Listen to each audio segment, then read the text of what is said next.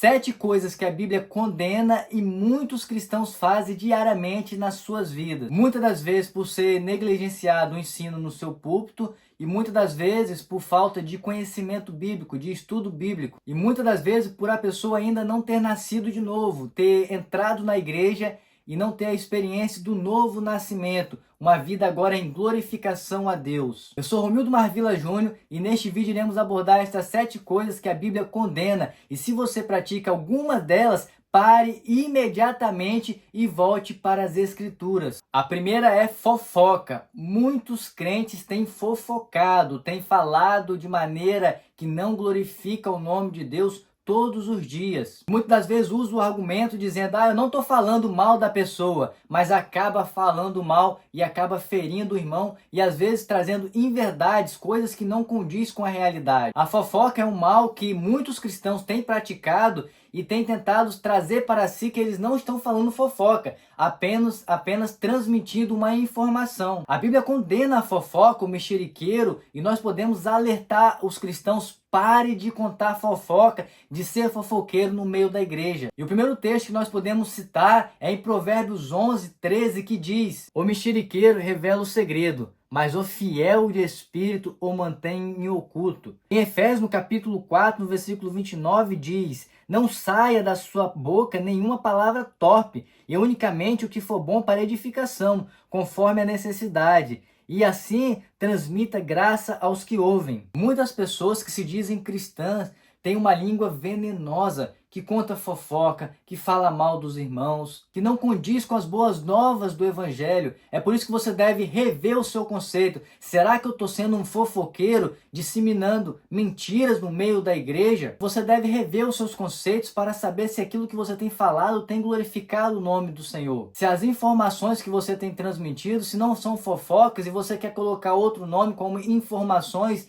e ocultar a fofoca. Isso é o mal que afeta diariamente a vida dos cristãos e muitos cristãos não conseguem se libertar da fofoca. Vive o dia todo, quer que seja falando, quer que seja no WhatsApp, mandando mensagem, indo para as redes sociais, publicando às vezes inverdades. Fuja da fofoca. A Bíblia condena o fofoqueiro. A segunda coisa que a Bíblia condena é a inveja. Infelizmente, hoje, muitos cristãos têm inveja do seu próximo. Às vezes, um cristão trabalhando, que estudou e conquistou algo na sua vida, o outro cristão já começa a ficar com inveja, desejando aquilo que o irmão tem, às vezes até passando por cima. Quer que seja um irmão que cresceu na igreja, um irmão que tem um chamado para o ministério. Alguns irmãos têm inveja, porque a inveja entra lá no mandamento: não cobiçará a casa do teu próximo. Então, se você, por muitas das vezes, tem uma inveja, e às vezes você vai ouvir, é uma inveja santa. Não existe inveja santa. Inveja é inveja. Saiba de uma coisa: pecado é pecado, e nós devemos colocar nome naquilo que é pecado. Irei também citar alguns textos que falam sobre a inveja, que condena a inveja segundo as Escrituras Sagradas, que se encontra em Êxodo, no capítulo 20, versículo 17, que diz: não cobiçará a casa do teu próximo, não cobiçará a mulher do teu próximo, nem o seu servo, nem a sua serva, nem o seu boi, nem o seu jumento, nem alguma coisa que pertença ao teu próximo. Em Gálatas, no capítulo 5, no versículo 26, diz: não sejamos presunçosos, provocando uns aos outros, invejando-nos uns aos outros. Isso Deus já alerta desde lá do Antigo Testamento, do Êxodo, e Paulo ele vai alertar os irmãos em Gálatas, para você ver que já naquele tempo havia inveja. E hoje, no nosso tempo, existe a inveja e muitos cristãos são invejosos. Então, se você tem uma inveja no seu coração, volte para a Escritura. Se arrependa deste pecado. Um conselho maior que nós podemos te dar é: viva para a glória de Deus. E viver para a glória de Deus é viver de acordo com aquilo que as Escrituras nos ensinam. Se a Bíblia condena, não faça, porque você pode estar indo para o inferno com a sua Bíblia na mão. E isso é muito perigoso. Você achar que é um crente, mas você não está vivendo de acordo com aquilo que as Escrituras diz que nós devemos viver. A terceira coisa que a Bíblia condena e muitos cristãos infelizmente têm feito é furtar, roubar. Mas como assim? Cristãos têm roubado? Sim. e eu vou falar aqui para você como que esses cristãos têm furtado e roubado. Mas antes eu gostaria de citar já alguns textos que a Bíblia condena o furto. A Bíblia diz em Êxodo no capítulo 20, no versículo 16, não furtarás. A Bíblia também diz em Éfeso no capítulo 4, no versículo 28 o seguinte: aquele que furtava, não furte mais, antes trabalhe, fazendo com as próprias mãos o que é bom, para que tenha com que acudir ao necessitado. A Bíblia é bem claro condenando o furto. Mas como os cristãos têm furtado? Muitas das vezes, quando você entra em algum site pirata e você está pirateando algo, você está furtando alguém. Quando você está baixando um livro em PDF ou comercializando algo em PDF, aonde tem direitos autorais, você está furtando alguém. Quando você faz prática de qualquer coisa que seja pirata, você está furtando alguém. Mas você pode dizer, ah, meu irmão, mas isso daí é um extremo. Não é. Quando alguém produz algo e você não está adquirindo algo, você está ali infringindo uma lei, você está furtando. Infelizmente, muitos cristãos têm baixado vários livros em PDF, aonde que tem direitos autorais e compartilhado e até mesmo vendido estes livros. Quando você baixa algo na internet, algum filme, alguma série que é pirata, você está furtando alguém. Devemos ser honestos, sinceros. Ah, mas isso não tem nada a ver.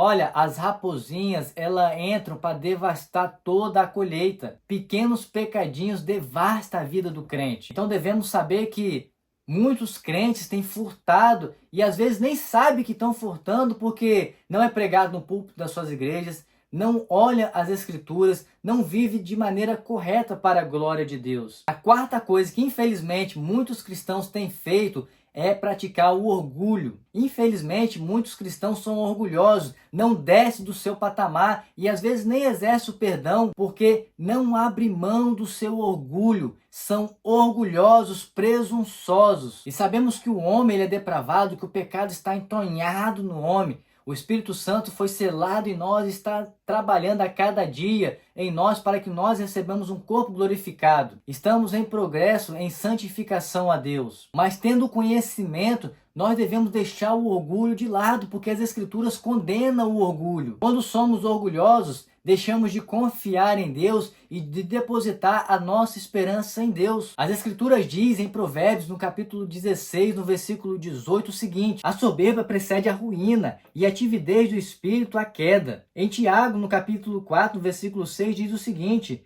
mas ele dá maior graça, portanto, diz, Deus resiste aos soberbos, mas dá graça aos humildes. Cristãos orgulhosos não glorificam o nome do Senhor. Você deve viver, será que eu estou glorificando ao nome do Senhor? E muitas das vezes o seu orgulho faz com que outras pessoas se afastem de você. E isso não é saudável. Por que que não é saudável? Porque você tem que cultivar um relacionamento com as pessoas e a sua vida deve ser espelhada em Cristo Jesus. Imagine se Cristo fosse orgulhoso. Nenhum de nós teríamos recebido perdão. Cristo é humilde e nos ensina a humildade. Se você é uma pessoa orgulhosa, volte para as Escrituras. Viva uma vida para a glória de Deus. A quinta coisa que infelizmente muitos cristãos fazem e as Escrituras condenam é o pecado da omissão. Muitas das vezes os cristãos são omissos. Recebemos este chamado de pregar o Evangelho e infelizmente muitos cristãos estão cercados de pessoas à volta e não pregam o Evangelho. Muitas das vezes para os seus familiares, local de trabalho, escola, com medo do julgamento das pessoas. Infelizmente, muitas pessoas deixam de ouvir o Evangelho por muitos cristãos que ficam com vergonha de pregar o Evangelho, com medo do julgamento da sociedade. Você deve olhar para as Escrituras. O que as Escrituras diz? Primeiro, para que nós possamos ir e pregar o Evangelho a toda criatura. Não fazer seleção, pregar a todos. Ah, mas eu vou ser um crente chato. Nós somos chamados para isso. Nós somos embaixadores. Representar o reino de Deus aqui na terra. Você é um sal que não dá gosto, você não serve para nada. Se você é uma luz que não brilha a luz de Jesus, você não serve para nada, você não é cristão. Você pode ter o nome de cristão, mas você não vive o cristianismo das Escrituras. Devemos entender que nós recebemos o pão da vida e a água da vida, uma água que jorra para a vida eterna. Nós possuindo o pão e a água, saciando a nossa fome, a nossa sede, indo para os ambientes familiar, local de trabalho, escola, vendo as pessoas sedentas, morrendo espiritualmente,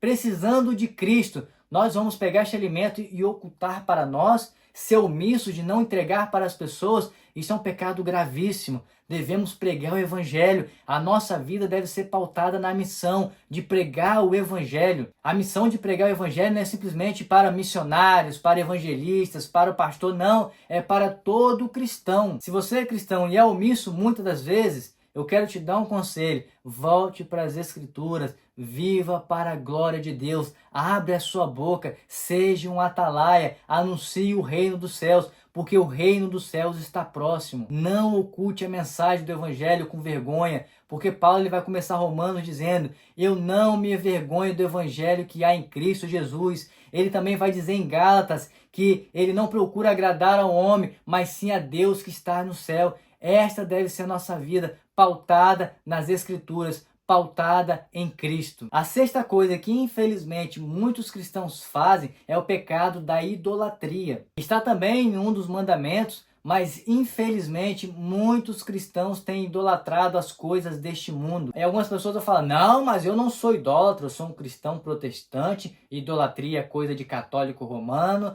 eu não sou idólatra. Muitos cristãos, infelizmente, protestantes, têm vivido uma vida de idolatria. Eu vou te dizer agora, idolatria nas redes sociais. Idolatra mais as redes sociais, a sua aparência, a quantidade de likes, de curtidas, de visualizações. Estão preocupados numa corrida frenética atrás de like. Isso é uma idolatria. Infelizmente, muitos cristãos têm idolatrado as redes sociais, político, jogador de futebol, artista de filme, de novela. Muitos cristãos estão agarrados nesta cultura moderna e não vivendo para glorificar a Deus, adorando somente a Deus, colocando Deus em primeiro lugar. Muitas das vezes idolatra o seu trabalho, muitas das vezes idolatra até mesmo a sua família, colocando sempre a família em primeiro lugar e colocando Deus em segundo lugar. Eu não estou colocando aqui o ativismo religioso, que você deve colocar o ativismo religioso em primeiro lugar, não. O próprio Deus. As pessoas colocam primeiro a família e depois Deus. A nossa vida deve estar direcionada para Deus. Deus não divide a sua adoração. E alguns textos que nós podemos citar está em Êxodo, no capítulo 20, no versículo 3 ao 5, que diz: não terá outros deuses diante de mim. Não farás para ti imagem esculpida, nem figura alguma do que há em cima no céu, nem embaixo na terra, nem nas águas debaixo da terra, nem te prostrará diante delas, nem a servirá, porque eu, o Senhor teu Deus, sou zeloso, que visito a iniquidade dos pais nos filhos até a terceira e quarta geração daqueles que me aborrecem, e faço misericórdia até 1000 gerações daqueles que me amam e guardam os meus mandamentos. Deus, ele é santo e ele requer santidade. Devemos viver em santidade para a glória de Deus. Em Romanos, no capítulo 1, no versículo 21 ao 23, diz: portanto, tendo conhecido a Deus, não o glorificaram como Deus, nem lhe renderam graças, antes se tornaram nulos em seus próprios raciocínios, obscurecendo-lhe o coração insensato, incalculando-se por sábios, tornaram-se loucos e mudaram a glória de Deus incorruptível em semelhança da imagem do homem corruptível,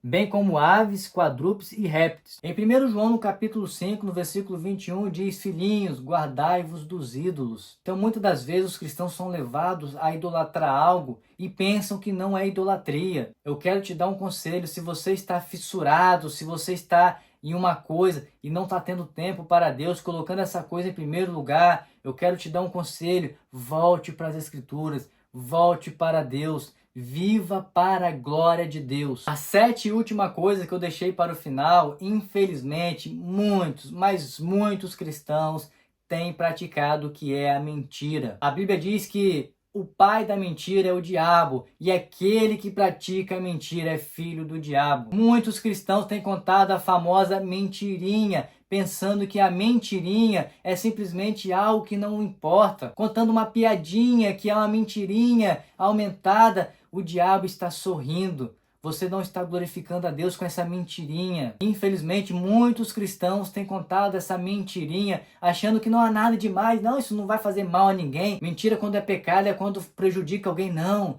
mentira é mentira. Não distorce as coisas. Em Provérbios, no capítulo 6, no versículo 16 ao 19, vai dizer o seguinte: 6 coisas o Senhor odeia, E a sétima, a sua alma abomina: os olhos ativos, língua mentirosa, mãos que derramam sangue inocente, o coração que maquina projetos iníquos, pés do que se apressam para correr para o mal, a testemunha falsa que profere mentiras e que semeia contenda entre os irmãos. É uma coisa que, infelizmente, às vezes a gente lida, a gente ouve, a gente sabe a história e vê contando a mentira, isso dói o nosso coração.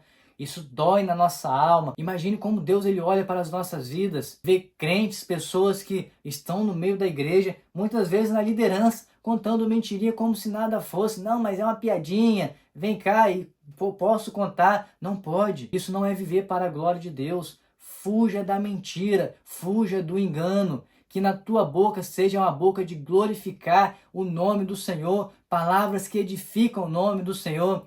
Meu irmão, você está sendo puritano demais. Não, eu estou vendo aquilo que as Escrituras diz e estou ensinando e querendo viver de acordo com as Escrituras. É isso que a nossa vida cristã deve ser pautada, nos ensinos das Escrituras. Se os puritanos viveram assim, glória a Deus pela vida deles. Mas nós vivemos viver a nossa vida de acordo com as Escrituras, de acordo com o padrão que Deus estabeleceu para os cristãos. Em Colossenses, no capítulo 3, no versículo 9, vai dizer o seguinte: não mintam uns aos outros, uma vez que vos despiste do velho homem com os seus efeitos. Em Êxodo, no capítulo 20, no versículo 16, diz: não dará falso testemunho contra o seu próximo. Meus irmãos, nós sabemos que nós somos eleitos para viver conforme a imagem de Cristo. O apóstolo Paulo, ele rogava para que nós, cristãos, naquela época e nós hoje, que nós possamos viver para a glória de Deus, darmos frutos para a glória de Deus. E essas 7 coisas que eu citei, infelizmente, está no meio dos cristãos e deve ser retirado. Isso é coisa do velho homem. Aquele que nasceu de novo, que recebeu um novo coração, deve viver em novidade de vida, uma vida regenerada. É claro que nós não somos perfeitos, nós vamos falhar, mas o pecado na nossa vida deve ser um acidente, não algo premeditado, nem algo do nosso cotidiano que nós praticamos dia a dia. Dói o nosso coração, muitas vezes você vai conversar com um ímpio, aí a pessoa fala: olha, aquela pessoa que fala ali que é da igreja, ó, dá falso testemunho, é mentiroso, fala palavrão, não vive para a glória de Deus. E a nossa vida deve estar pautada em viver para a glória de Deus. Os irmãos, nós não recebemos um chamado de qualquer pessoa, de um colega, de um conhecido. Nós recebemos um chamado do próprio Deus. Ele nos separou antes de nós existirmos. Antes dele criar o mundo, ele já havia nos separado. E agora que nós reconhecemos esse chamado, devemos dar graças a ele e viver de acordo com aquilo que ele determinou que nós vivamos, para a glória dele. Espero que este vídeo tenha te ajudado. Eu gostaria de convidar a você a compartilhar este vídeo para alertar mais cristãos que por muitas das vezes vivem nestas práticas e às vezes sem saber. Faça o seu papel. Também se inscreva no nosso canal, deixe um comentário do que você acha sobre este assunto, porque é muito importante. Que Deus te abençoe e até um próximo vídeo.